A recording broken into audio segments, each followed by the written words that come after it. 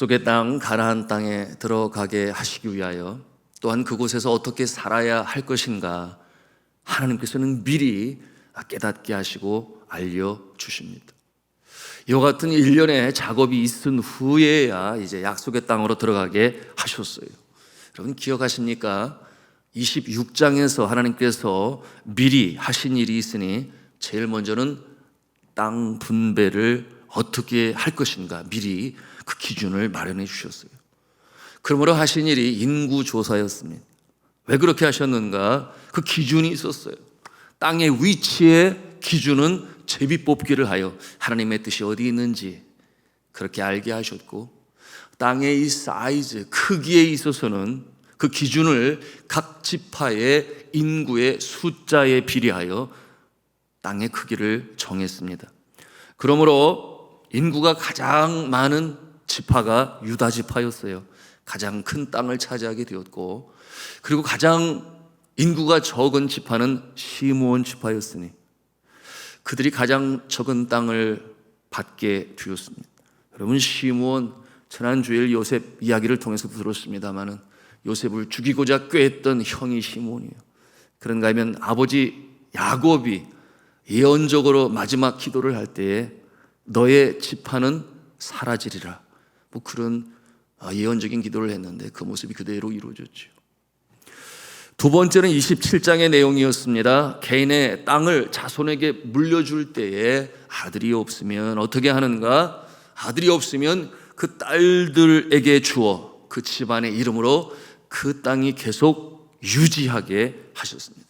대신 딸들은 다른 지파의 남자들과 결혼을 하면 안 됐어요. 거기에는 이유가 있으니 행여나 그 땅이 다른 지파에게 넘어가지 않도록. 그렇지 않겠어요?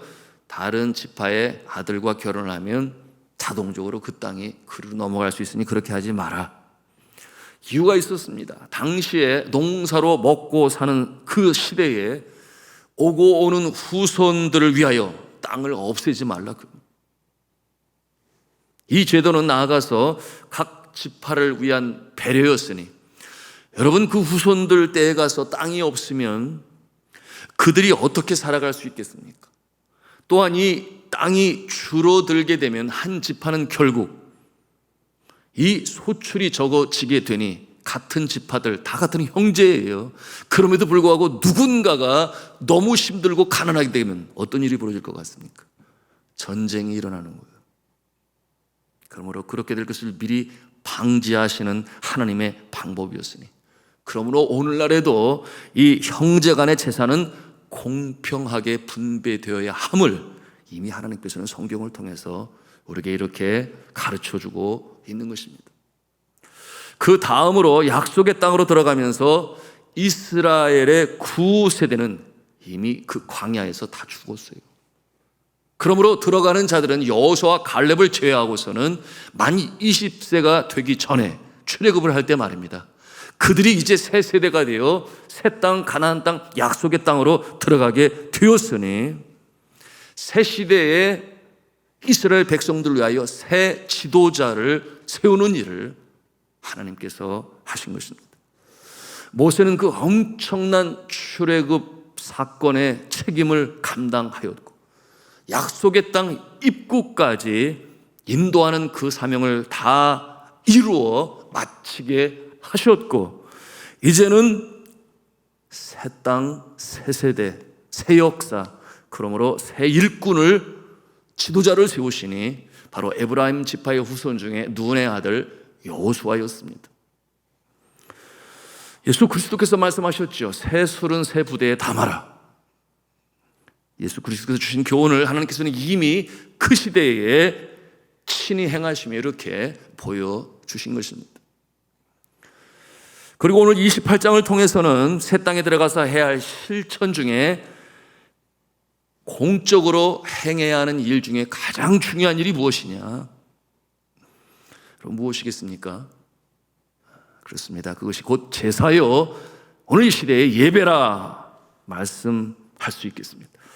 하나님께서 가장 기뻐하시는 일, 이 예배를 어떻게 드려야 할 것인가, 그 구체적인 내용에 대해서 이제 하나님께서 미리 알려주시는 거예요. 여러분, 그렇습니다. 우리의 삶의 모든 영역에서 가장 중요한 일은 무엇이냐? 영적으로 하나님과의 친밀한 교제를 나누며 또 하나님 앞에 똑바로 신앙적으로 서는 일인데, 그 최고의 방편이 무엇이냐? 구약 시대의 제사요, 오늘 이 시대의 예배인 것입니다. 이 예배를 통하여 하나님을 기쁘시게 하지요. 그리고 하나님께서는 이 기뻐하시는 예배를 드리는 자에게 은혜를 나뉘어 주시니, 위로부터 은혜를 주시는 방편, 그것이 곧 예배인 것입니다. 예배가 잘 드려질 때에 하나님께서는 은혜를 베푸시니, 첫째, 범한 죄의 용서를 하시고, 둘째는 영혼을 구원하시고, 셋째는 삶에 필요한 모든 것들을 하나님께서 채워주시는 복을 무엇을 통하여? 제사를 통하여, 그리고 오늘날 예배를 통하여 그렇게 베풀어 주시는 것입니다. 그러면 하나님께서 명하신 이 다양한 제사의 모습을 우리가 간결하게 오늘 말씀을 통하여 살펴보기를 원하는데요, 그 첫째는 날마다 드리는 제사입니다. 날마다 드리는 제사. 우리 3절과 4절 말씀 같이 읽겠습니다. 시작. 또 그들에게 이르라, 너희가 여호와께 드릴 화제는 이러하니 1년 되고 흠없는 수량을 매일 2마리씩 상번제로 드리되, 어린 양 1마리는 아침에 드리고 어린 양 1마리는 해질 때에 드릴 것이요. 아멘. 오늘날 이 시대에 매일같이 드리는 제사 또는 예배가 무엇이겠습니까? 네, 바로 한국 교회의 전통은 새벽 기도회입니다. 서양 교회의 전통은 아침 경건회를 합니다. 개인적으로 하죠. 그러니 더 바람직한 모습은 어떠한 모습일까요? 오늘 성경의 말씀을 통해서 우리에게 분명히 말씀합니다. 함께 모여 성회로 드리라, 그렇게 말씀하고 있으니, 여러분, 함께 기도하는 예배, 새벽 기도회가 더 성경적임을 오늘 말씀을 통해서 우리가 보는 것입니다. 이 제사는 매일 드려야 한다는데 그 중요성을 드리고 있어요. 아침뿐만 아니라 저녁에도 드리라고 그랬어요. 저녁에 드리는 제사 또는 예배가 무엇이겠습니까? 오늘날 시대에 적용을 하자면 이와 같은 모습은 가족과 함께 드리는 가정 예배예요. 그런가 하면 자기 전에 주님 앞에 드리는 기도의 시간이 될 것입니다. 두 번째는 한 주간에 한 날을 정하여 드리는 예배가 있어요. 함께 9절과 10절 말씀 또 같이 읽겠습니다. 시작. 안식일에는 1년 되고 흠없는 수량 2마리와 고운 가루 10분의 2에 기름 섞인 소제와 그 전제를 드릴 것이니, 이는 상번제와 그 전제 외에 매 안식일의 번제니라. 아멘. 이 모습은 바로 안식일에 하나님께 드리는 제사가 되는 것이니 오늘날 주일 예배가 되겠습니다. 이 안식일 제사도 아침과 저녁에 드립니다. 그러므로 안식일에 2번 드리는 것입니다. 왜 오늘날에도 주일에 1번 예배를 드리는 것이 아니라 2번의 예배가 강조되는지, 그 근거를 오늘 말씀에서 우리는 보는 것이에요. 그러므로 주일 오후 또는 저녁에 우리가 예배를 드림으로 주일을 성수하였다, 그렇게 표현하는 것입니다. 세 번째로 초하루에 드리는 제사 또는 초하루에 드리는 예배가 있어요. 함께 14절 말씀을 같이 읽겠습니다. 시작. 그 전제는 수송아지 1마리에 포도주 반 흰이요, 수량 1마리에 3분의 1 흰이요, 어린 양 1마리에 4분의 1 흰이니, 이는 1년 중 매월 초하루의 번제며. 이 모습을 오늘날도 우리 한국교회에서 지키고 있으니, 한국교회는 매월 첫날에 월초 새벽 기도회로 드리는 것이 전통이 되었습니다. 여러분이 새 달을 시작하면서 그 첫날을 하나님께 기도하며 예배하는 것은 너무나 중요합니다. 근데 오늘날 주일 예배는 굉장히 중요하다 여기면서 많은 성도들 중에 이 월초 새벽 기도회가 얼마나 중요한지에 대해서는 잘 알지를 못해요. 안타깝죠. 주일날 예배도 중요하지만 월초 새벽 기도회 너무나 중요하다, 우리가 알고 영과 진리로 예배하며 출발하는 것 너무나 중요하니 이 일에 들이시는 저와 여러분 되기를 주님의 이름으로 축복합니다. 네 번째는 유월절 예배예요. 절기 예배를 말씀하고 있죠. 특별히 유월절은 어떠한 모습이었습니까? 출애굽을 할 때예요. 마음이 완악한 바로왕이 듣지를 아니에요. 하나님께서 마지막에 심판하십니다. 아주 엄중한 심판을 하시게 되니 모든 첫 소생은 죽을 것이다. 사람의 아들뿐만 아니라 짐승의 새끼까지 그날 밤에. 그런데 하나님께서는 하나님의 명령을 순종하는 자, 어떠한 자였습니까? 어린 양의 피를 그 집의 문설주에 바르는 집마다 이 심판이 그냥 지나가게 될 것이다, 또는 넘어가게 될 것이다. 그래서 유월절이에요. 그래서 하나님의 명령을 따르는 자의 첫 소생은 죽지 아니하였어요. 바로왕의 아들이 죽게 되니 하나님의 손길에 결국 항복을 하고 두려워하여 이스라엘 백성이 떠나는 것을 허락하게 됩니다. 오늘날 이 시대의 유월절은 바로 이 어린 양 제물처럼 십자가에서 피를 흘리신 예수 그리스도의 구원의 사건이에요. 그러니 언제가 되겠습니까? 아시죠? 십자가에 달리시기 위해서 골고다 언덕길을 올라가신 그 고난 주간과 그 십자가에 달리셨으나 사망에 쏘는 것을 이기시고 부활하신 그 영광의 날, 그 인류의 구원을 이루신 부활절이 바로 이 유월절의 승리와 연관되어지고 또 이어져가는 모습이다. 우리가 그렇게 성격 지을 수 있어요. 그러므로 부활절 예배를 이 땅의 모든 교회가 성대하게 드리는 것입니다. 성경 25절에 그렇게 말씀하고 있어요. 뭐라고 말씀하고 있습니까? 일곱째 날에는 성회로 모일 것이요 아무 일도 하지 마라. 이와 같은 모습을 보면서 우리가 고난주간 특별 새벽 기도회를 연상해 볼 수 있습니다. 매일 새벽에 드리고, 그리고 일곱째 날 주일에는 감사와 기쁨으로 아주 성대하게 드리는 부활절 예배의 모습으로 우리가 비교해 볼 수 있는 것입니다. 마지막 다섯 번째로 77절 제사를 드리라, 그렇게 명하고 계십니다. 함께 성경 본문 26절 말씀을 같이 읽겠습니다. 시작. 77절 처음 익은 열매를 드리는 날에 너희가 여호와께 세소제를 드릴 때에도 성회로 모일 것이요 아무 일도 하지 말 것이며. 하나님께서 명하시는 거예요. 이제 너희가 광야에서는 농사를 짓지 못했으나 약속의 땅에 들어가게 되면은 그 가나안 땅 젖과 꿀이 흐르는 땅에서 농사를 짓게 될 것이다. 그러면 땀 흘리고 수고하는 대로 열매를 거두게 될 것이니 그 첫 열매를 감사와 기쁨으로 하나님께 드려라. 여러분, 이와 같은 모습이 77절이요. 오늘날 이 시대의 모습은 어떤 모습이겠습니까? 맥주 감사절과 또한 추수 감사절이 그 모습이 될 것입니다.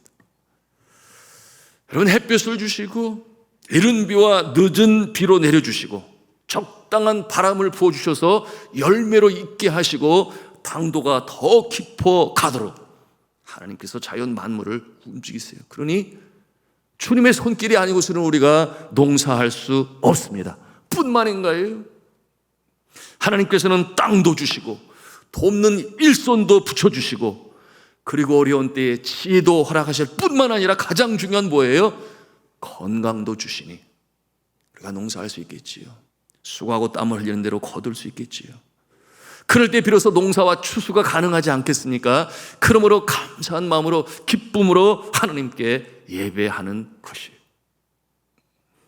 오늘 성경 본문의 5가지 중요한 이 예배 이외 신약 성경에 들어와서 우리가 빼놓을 수 없는 특별 예배가 있으니 무엇이겠습니까? 바로 이 땅의 구원을 위하여 친히 육신의 몸을 입고 강림하신 성탄절, 너무나 기쁘고 감사한 그날에 온 세계가 함께 이 주님의 오심을 기뻐하며 성탄 예배로 주님 앞에 드립니다. 자, 그런데 오늘의 말씀을 통해서 우리가 이렇게 예배를 드릴 때 드려야 하는 자의 자세에 대해서도 우리가 깨닫는 아주 중요한 영적 자세 3가지가 있어요. 그 모습은 첫째, 매일 드려라 하는 것입니다. 매일 드려라. 여러분, 주일날만 주님의 날이 아니에요. 매일매일 모든 날들이 주님의 날인 줄로 믿으시길 바랍니다. 그러므로 주와 더불어 통행합니다. 한 날 한 날이 소중해요. 이 새벽에도 주님 앞에 예배하며 기도하는 여러분의 모습을 하나님께서 기뻐하시는 줄로 믿습니다. 그러므로 이 시간을 통하여 하나님께서는 우리에게 은혜를 베푸시고 또 매일매일을 살아가는 능력을 하나님께서 주심을 믿습니다. 두 번째로 마음과 정성을 다하여 예배하라는 것입니다. 오늘의 말씀을 통해서 우리가 깨닫는 것이에요. 무엇을 통해 알 수 있습니까? 이 예배를 위하여 준비한 제물을 보십시오. 그 제물은 어떠한 모습이 되어야 하는가? 최고의 고운 곡물가루, 향기로운 가루. 여러분, 그 당시에 무슨 뭐라 그러죠? 방앗간이 있었겠습니까? 다 손으로 절구로 빠야 되니 아주 고운 가루로 빻아서 주님 앞에 드려야 했어요. 정성이 담겨져 있습니다. 그리고 흠이 없는 제물로 성별하여 드립니다. 그리고 예수님께서도 말씀하셨죠. 요한복음 4장 23절에 뭐라고 말씀하시는가? 아버지께 예배하는 자들은 영과 진리로 예배를 드려라. 그러면서 하시는 말씀이 아버지께서는 자기에게 이렇게 예배하는 자들을 찾으시느니라. 영과 진리로 예배하는 자. 아버지께서 찾으신다고 그랬어요. 오늘날 많은 사람들이 주님 앞에 나와 예배를 드려요.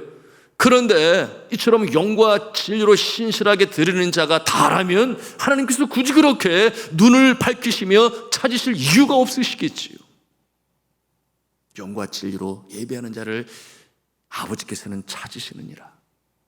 하나님께서 찾으실 때 그 자리에 서 계시는, 그 마음으로 준비하여 예배하시는 여러분 되시기를 주님의 이름으로 축복합니다. 너무나 중요한 것이,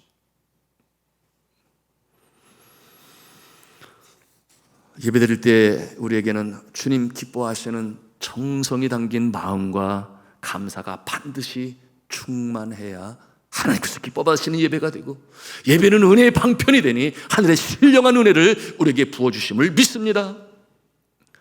세 번째로 모여서 예배하라는 것입니다. 모여서 예배하라. 성회로 모여서 예배하라. 어느 예배든지 어느 제사든지 혼자 드리는 것이 아니에요. 물론 혼자도 드릴 수 있어요. 그러나 엄밀한 의미에서 혼자 예배 드린다고 하는 것은 예배의 성격보다는 기도하고 찬송하는 것이죠. 무엇이 빠졌습니까? 성도의 교제가 빠졌어요. 왜 성회로 모이는가? 함께 예배하고 영적 공동체가 되었음을 함께 기뻐하고 격려하고 위로하고 나누라는 것이에요. 혼자서는 불가능하죠. 그런가 하면 하나님의 대언자로 주의 종이 말씀을 선포하는 것이 혼자 예배하고 기도하고 찬송할 때는 없어요. 특별히 오늘날처럼 코로나로 인하여 사회적 거리두기가 큰 이슈가 된 이때에 오늘의 말씀은 우리의 마음을 아주 뜨끔뜨끔하게 만듭니다. 빨리 예배가 온전히 회복이 되어질 수 있도록, 우리가 온전한 예배를 주님 앞에 드릴 수 있도록 우리가 이 새벽에도 기도해야 합니다. 말씀을 정리합니다. 하나님께서 명하신 예배, 그러므로 하나님께서 기뻐하시는 예배로 우리가 주를 기쁘시게 해야 하겠습니다. 그와 같은 모습으로 나아갈 때 주님께서 약속하신 바 하늘의 신령한 은혜를 우리에게 주시는 것이요, 우리의 심령을 새롭게 하시고 필요한 것을 주님께서 복으로 나뉘어 주시는 것이니, 무엇보다도 이 예배에 영과 진리로 예배하는 마음 가득한 정성이 가득하고 감사로 가득하여 주님 앞에 예배하시는, 그러므로 복 있는 인생으로 살아가시는 저와 여러분 다 되시기를 주님의 이름으로 축원합니다.